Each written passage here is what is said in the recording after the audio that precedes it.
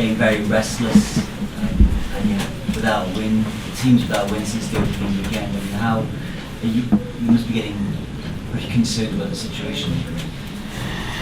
It's a tough spot. There's no two ways about that. We understand very clearly where we are. So there's no hiding from the situation. We also understand all the areas where we have to be better.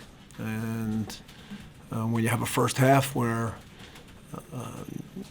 you get pushed so deep, where when you do come away with the ball, you give it back too quickly,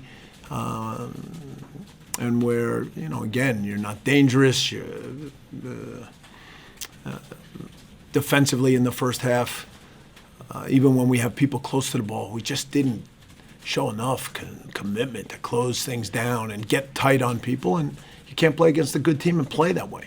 So at halftime, you challenge the players that's still in any system on any day against any team, the starting point for competing and playing some football.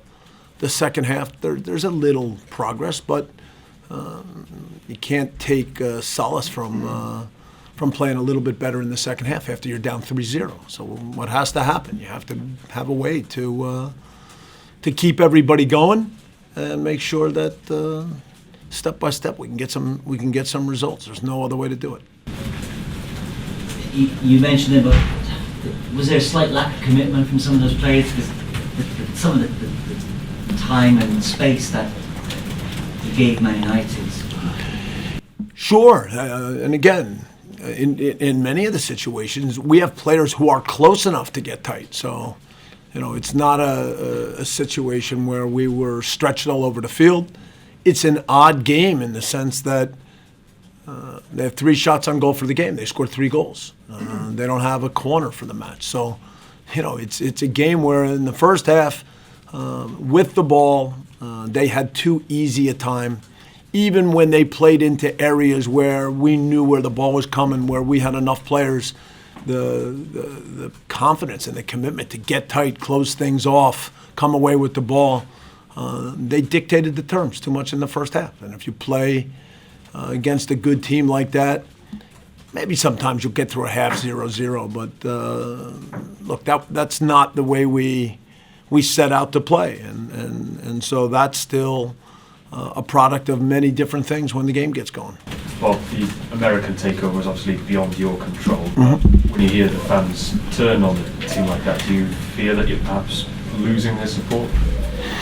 There's only one way for us to win the support of the fans, and that's to play better and take points.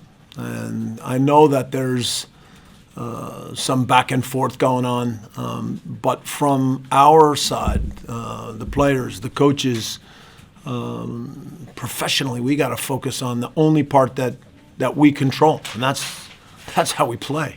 That's how we compete. That's how we fight for points. And so, if the fans are angry with us at halftime, I understand.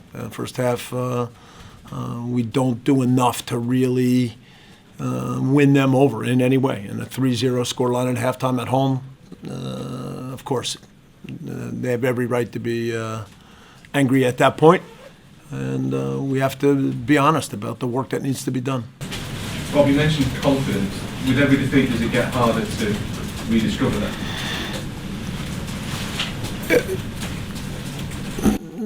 No, in reality, again, you just have to get some positive results. So it's not like the confidence level keeps going down and down and down. It's not where it needs to be.